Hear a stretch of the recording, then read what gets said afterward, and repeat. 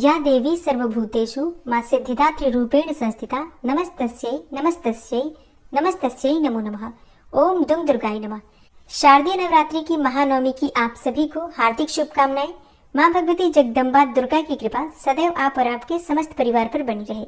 नवरात्रि के 9वें दिन मां भगवती दुर्गा के 9वें स्वरूप मां सिद्धिदात्री की पूजा की जाती है और आज की वीडियो में आप सुनेंगे मां सिद्धिदात्री की कथा, पूजा विधि, आरती और क्षमा प्रार्थना। मां दुर्गा की 9वीं शक्ति का नाम है मां सिद्धिदात्री और जैसा कि नाम से ही पता चलता है मां सिद्धिदात्री मतलब सिद्धियां प्रदान करने वाली देवी। तो इनकी उपासना नवरात्रि के 9वें दिन की जाती है। इस दिन शास्त्रीय विधि विधान और पूर्ण निष्ठा के साथ साधना करने वाले साधक को सभी सिद्धियों की प्राप्ति हो जाती है। सृष्टि में कुछ भी उसके लिए अगम्य नहीं रह जाता। ब्रह्मांड पर पूर्ण विजय प्राप्त करने की सामर्थ्य उसमें आ जाती है। मार्कंडेय पुराण के अनुसार अणिमा, महिमा, गरिमा, लघिमा, प्राप्ति, प्राकाम्य, ईशित्व और वशित्व ये 8 सिद्धियां होती हैं और ये 8 सिद्धियां मां सिद्धिदात्री की कृपा से प्राप्त हो जाती हैं। मां सिद्धिदात्री भक्तों और साधकों को ये सभी सिद्धियां प्रदान करने में समर्थ है। देवी पुराण के अनुसार भगवान शिव ने इनकी कृपा से ही इन सिद्धियों को प्राप्त किया था। इनकी अनुकंपा से ही भगवान शिव का आधा शरीर देवी का हुआ था। इसी कारण वे लोक में अर्धनारीश्वर नाम से प्रसिद्ध हुए थे। मां सिद्धिदात्री का रूप अत्यंत ही दिव्य है। मां का वाहन सिंह है और यह कमल पर भी आसीन होती हैं। इनकी 4 भुजाएं हैं। दाहिने ओर के नीचे वाले हाथ में चक्र, ऊपर वाले हाथ में गदा और बाईं ओर के नीचे वाले हाथ में शंख और ऊपर वाले हाथ में कमल का फूल है। मां सिद्धिदात्री को देवी सरस्वती का भी स्वरूप माना गया है। इन्हें बैंगनी रंग अत्यंत प्रिय होता है। शास्त्रों में तो ऐसा भी कहा गया है कि मां सिद्धिदात्री की कृपा की प्राप्ति के लिए प्रत्येक मनुष्य को प्रयत्न करना चाहिए, निरंतर प्रयत्न करना चाहिए, क्योंकि इनकी आराधना से मनुष्य को सभी प्रकार के सुखों की भी प्राप्ति होती है, सिद्धियों की भी प्राप्ति होती है और समस्त प्रकार के सुखों का भोग भोगने के बाद मोक्ष की भी प्राप्ति होती है। तो माँ दुर्गा की कृपा से हर कामना पूरी हो जाती है। इसलिए माँ सिद्धिदात्री की पूजा अत्यंत आवश्यक है। नवरात्रि के अंतिम दिन माँ सिद्धिदात्री की पूजा होती है। नवरात्रि में 8 देवियों की पूजा करने के बाद 9वें दिन अंतिम दिन माँ सिद्धिदात्री की पूजा की जाती है। तो इन सिद्धिदात्री माँ की उपासना पूर्ण कर लेने के बाद ही भक्तों और साधकों की लौकिक, पारलौकिक सभी प्रकार की कामनाओं की पूर्ति हो सकती है। माँ सिद्धिदात्री की कृपा जिस भक्त पर हो जाती है उसकी ऐसी कोई कामना शेष बचती ही नहीं है जिसे वह पूर्ण करना चाहे। वह सभी सांसारिक इच्छाओं, आवश्यकताओं और स्पृहाओं से ऊपर उठकर मानसिक रूप से माँ भगवती के दिव्य लोकों में विचरण करता हुआ उनके कृपा रस पीयूष का निरंतर पान करता हुआ विषय भोग से शून्य हो जाता है। माँ भगवती का परम सानिध्य ही उसका सर्वस्व हो जाता है और फिर इस परम पद को पाने के बाद उसे अन्य किसी भी वस्तु की आवश्यकता ही नहीं रह जाती। माँ सिद्धिदात्री के चरणों का यह सानिध्य प्राप्त करने के लिए हमें निरंतर नियम पूर्वक माँ सिद्धिदात्री की उपासना करनी चाहिए। पौराणिक कथा के अनुसार भगवान शिव ने माँ सिद्धिदात्री की कठोर तपस्या करके 8 सिद्धियों को प्राप्त किया था। माँ सिद्धिदात्री की अनुकंपा से ही भगवान शिव का आधा शरीर देवी का हो गया था और तभी से भगवान शिव का नाम अर्धनारीश्वर पड़ा था। पौराणिक कथा के अनुसार माँ दुर्गा का ये स्वरूप सभी देवी देवताओं के तेज से प्रकट हुआ था। कथा में वर्णन है कि जब दैत्य महिषासुर के अत्याचारों से परेशान होकर सभी देवतागण भगवान शिव और भगवान विष्णु के पास पहुंचे, तब वहां मौजूद सभी देवता गणों से एक तेज उत्पन्न हुआ और उसी तेज से एक दिव्य शक्ति का निर्माण हुआ जिसे मां सिद्धिदात्री कहा जाता है। तो 9वीं तिथि के दिन भी पूजा आपको बिल्कुल उसी प्रकार से करनी है। सुबह आप जल्दी उठेंगे, स्नान इत्यादि से निवृत्त होकर साफ स्वच्छ वस्त्र धारण करेंगे। आज हमें किस रंग के वस्त्र धारण करने चाहिए? देखिए, मां सिद्धिदात्री का प्रिय रंग होता है बैंगनी या जामुनी। ऐसा माना जाता है कि बैंगनी कलर या जामुनी कलर सिद्धि प्रदान करने वाला होता है, आध्यात्म की ओर ले जाने वाला होता है और इसके अलावा गुलाबी रंग भी माँ को बहुत प्रिय होता है। तो आप गुलाबी रंग के वस्त्र धारण करके भी पूजा आराधना कर सकते हैं। लाल, गुलाबी या फिर आप किसी हल्के रंग के वस्त्र धारण करके पूजा कीजिए। शुभ रंगों का प्रयोग आज कीजिए। आज बहुत शुभ दिन है, माँ सिद्धिदात्री का दिन है और संपूर्णता है आज नवरात्रि की, तो शुभ रंगों का प्रयोग करना चाहिए। तो स्नान इत्यादि से निवृत्त होकर साफ स्वच्छ वस्त्र धारण करके सबसे पहले भगवान सूर्यदेव को जल अर्पित करना चाहिए। उसके बाद आप अपने घर के मंदिर में आ जाइए जहाँ पर आपने माँ भगवती दुर्गा की चौकी स्थापित की है।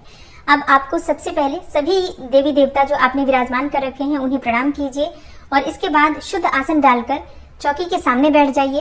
अपने ऊपर थोड़ा जल छिड़क लीजिए। आसपास जो सामग्री पूजा की है सब पर थोड़ा थोड़ा जल का छिड़काव कर लीजिए और मंत्रोच्चारण करते रहिए। मंत्रों के द्वारा ही हमेशा पूजा प्रारंभ करनी चाहिए। किसी भी मंत्र का जप करते हुए, जैसे कि ओम सर्व मंगल मांगल्ये शिवे सर्वार्थ साधिके शरण्ये त्र्यंबिके गौरी नारायणी नमोस्तुते, आप इस मंत्र का भी जप कर सकते हैं या किसी भी दूसरे मंत्र के द्वारा स्थान का शुद्धिकरण कीजिए। उसके बाद अपने सामने शुद्ध घी का एक दीपक प्रज्वलित कर लीजिए और इसके बाद आपकी पूजा प्रारंभ हो जाती है। सबसे पहले आप गणेश जी का पूजन करेंगे, कलश का पूजन करेंगे, क्योंकि कलश में सभी देवी देवता विराजमान है। तो आप सबकी पूजा करने के बाद माँ भगवती दुर्गा की पूजा करेंगे।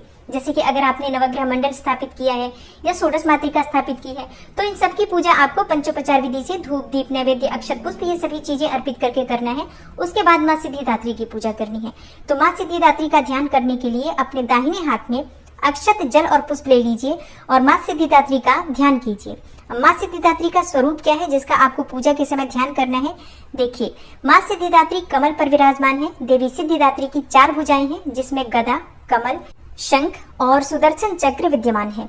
मान्यता है कि माँ दुर्गा की 9वीं शक्ति देवी सिद्धिदात्री की पूर्ण श्रद्धा से अगर आराधना की जाए तो अष्ट सिद्धियों की प्राप्ति हो जाती है, नव निधियों की प्राप्ति होती है, बुद्धि और विवेक की प्राप्ति होती है। गंधर्व, किन्नर, नाग, यक्ष, देवी देवता और मनुष्य सभी इनकी कृपा से सिद्धियों को प्राप्त करते हैं। इसलिए माँ को सिद्धिदात्री कहा जाता है। माँ सिद्धिदात्री अपने नाम के स्वरूप से ही अष्ट सिद्धियां अर्थात अणिमा, महिमा, गरिमा, लघिमा, प्राप्ति, प्राकाम्य, इशित और वशित प्रदान करने वाली देवी मानी गई है। तो माँ सिद्धिदात्री के इसी स्वरूप को आपको सच्चे मन से ध्यान करना है। उसके बाद जो आपने दाहिने हाथ में अक्षत जल और पुष्प ले रखा है, माँ दुर्गा के सामने अर्पित कर दीजिए और विधि विधान से जो भी सामग्री आपके पास उपलब्ध हो सभी सामग्रियां माँ को एक एक करके अर्पित करके उनकी पूजा आराधना कीजिए। माँ सिद्धिदात्री का बीज मंत्र है ह्रीं क्लीं ऐं सिद्धयै नमः। इसी मंत्र के द्वारा आप उनका ध्यान कर सकते हैं। और जो मैंने वीडियो के शुरू में बोला है मंत्र, जैसे कि या देवी सर्वभूतेषु माँ सिद्धिदात्री रूपेण संस्थिता नमस्तस्यै नमस्तस्यै नमस्तस्यै नमो नमः, इस मंत्र के द्वारा भी आप पूजा कर सकते हैं। और आज के दिन माँ सिद्धिदात्री को खीर का भोग आप लगा सकते हैं, हलवा पूरी और चने का भोग आप लगा सकते हैं। शास्त्रों के अनुसार नवरात्रि की 9वीं तिथि के दिन 9 प्रकार के फल माँ को अर्पित करने से मन की समस्त कामनाएं पूर्ण होती हैं और 9 प्रकार के पुष्पों से माँ की पूजा करनी चाहिए। 9 दिए प्रज्वलित करके माँ की आराधना करनी चाहिए। तो बहुत महत्वपूर्ण होती है नवरात्रि की 9वीं तिथि। आज के दिन अगर आप इन उपायों को करते हैं तो निश्चित ही आपको माँ सिद्धिदात्री की कृपा से समस्त प्रकार की कामनाओं के पूर्ण होने का वरदान प्राप्त होता है। और माँ का प्रिय पुष्प है कमल का पुष्प, गुलाब का पुष्प, गुड़हल का पुष्प। इन पुष्पों में से जो भी पुष्प आपके पास उपलब्ध हो माँ को अर्पित कीजिए। अगर आप 9 रंग के पुष्प अर्पित कर पाते हैं तो अत्यंत श्रेष्ठ होगा, नहीं तो जो भी पुष्प आपके पास उपलब्ध हो उसी पुष्प को आप 9 की संख्या में माँ को अर्पित कीजिए। मतलब 9 पुष्प माँ को अर्पित करके उनसे प्रार्थना कीजिए तो निश्चित ही आपकी कामना पूर्ण होती है। पूजा विधि विधान से करने के बाद माँ की आरती कीजिए। लौंग और कपूर से आरती आप कर सकते हैं या फिर शुद्ध घी के दीपक में भी आप थोड़ा सा कपूर डालकर माँ की आरती कर सकते हैं। और उसके बाद माँ से क्षमा प्रार्थना कर लीजिए। व्रत में किसी भी प्रकार की भूल चूक हुई हो या नवरात्रि में जो हमने पूजा की है या जो प्रार्थना की है, मंत्र जप इत्यादि किए हैं, तो उसमें किसी भी प्रकार की जाने अनजाने हमसे गलतियां हुई हो या परिवार के किसी भी सदस्य से कोई गलती हुई हो तो माँ से उसके लिए क्षमा प्रार्थना कर लीजिए। और हमेशा आपको माँ दुर्गा की कृपा प्राप्त होती रहे इसके लिए प्रार्थना कीजिए। मन की जो भी आपकी कामना हो माँ सिद्धिदात्री उसे पूर्ण करें, इसके लिए माँ सिद्धिदात्री से प्रार्थना कीजिए। अब आपकी पूजा जब पूर्ण हो जाती है तो थोड़ा सा जल अपने आसन पर डालकर 2 उंगलियों से अपने मस्तक पर 2 बार लगा लीजिए, जिससे कि इस पूजा का आपको संपूर्ण फल प्राप्त होगा। और अब आप सुनेंगे माँ दुर्गा की आरती। ओम जय अम्बे गौरी मैया, जय श्यामा गौरी मैया जी को निश दिन ध्यावत, तुमको निश दिन ध्यावत, हरि ब्रह्मा शिवरी ओम जय अम्बे गौरी। मांग सिंदूर विराजत, टीको मृग मद को, उज्ज्वल से 2 नैना, चंद्र बदन नीको, ओम जय अम्बे गौरी। कनक समान कलेवर, रक्तांबर राजे, रक्त पुष्प गले माला, कंठन पर साजे, ओम जय अम्बे गौरी। के हरि वाहन राजत, खड्ग खपर धारी, सुर नर मुनि जन सेवत, तिनके दुख हारी, ओम जय अम्बे गौरी। कानन कुंडल शोभित, नासाग्रे मोती कोटिक चंद्र दिवाकर राजत समज्योति। ओम जय अम्बे गौरी। शुंभ निशुंभ विडारे महिषासुर घाती धूम्र विलोचन नैना निशिदिन मदमाती। ओम जय अम्बे गौरी। 64 योगिनी मंगल गावे नृत्य करत भैरो मैया नृत्य करत भैरो। बाजत ताल मृदंगा अरु बाजत डमरू। ओम जय अम्बे गौरी। भुजाचार अति शोभित खड्ग खपर धारी मन वांछित फल पावत सेवत नर नारी। ओम जय अम्बे गौरी। कंचन थाल विराजत अगर कपूर बाती श्रीमाल के तुम राजत कोटि रतन ज्योति। मैया जय अम्बे गौरी।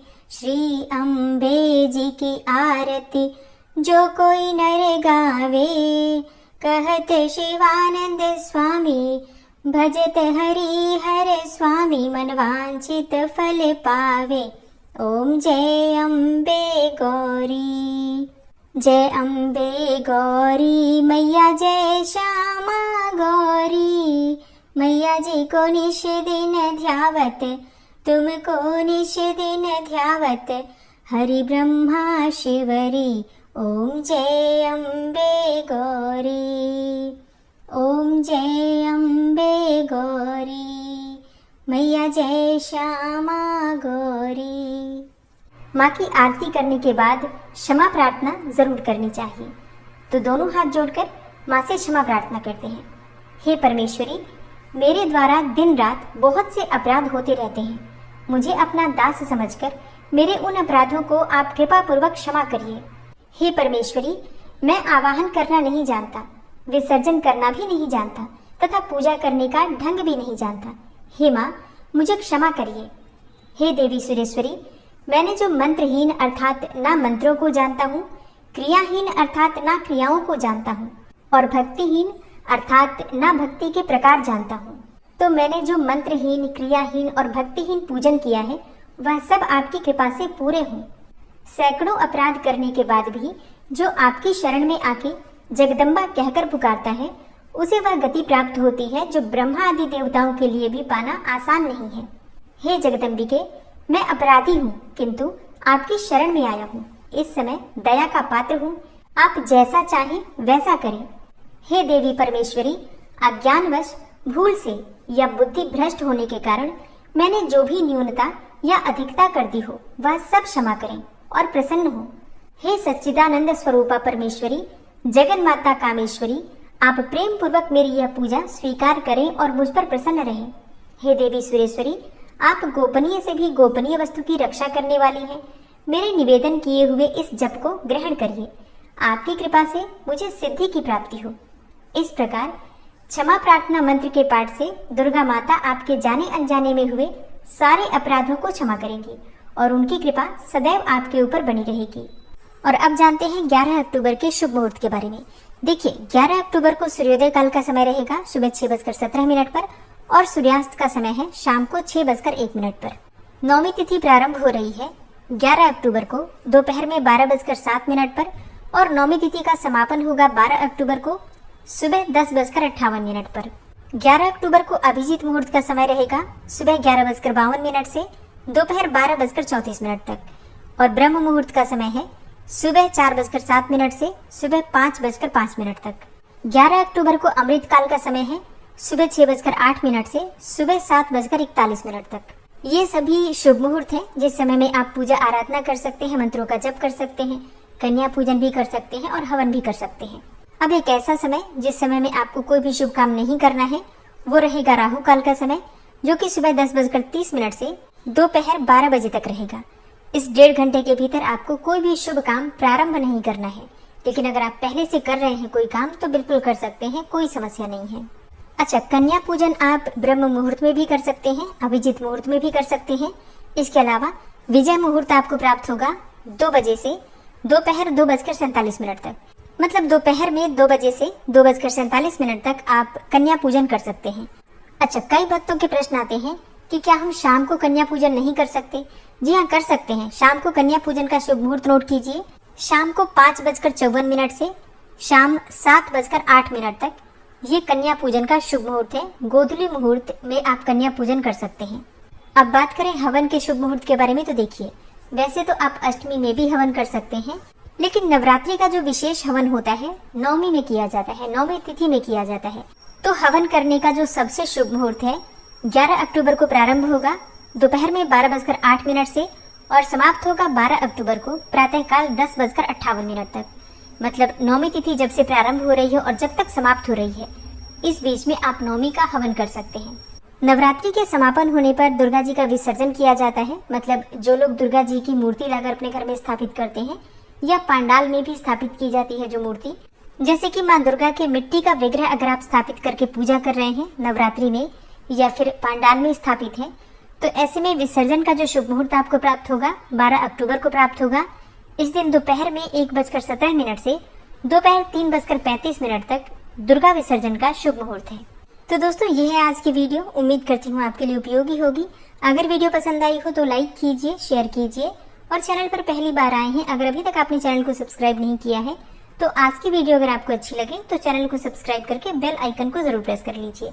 इससे ये होगा कि इस चैनल पर जो भी नई वीडियो अपलोड होंगी उनकी नोटिफिकेशन आपको सही समय पर प्राप्त होगी। मिलती हूँ मैं आपसे अगली वीडियो में, तब तक के लिए जय श्री राधे।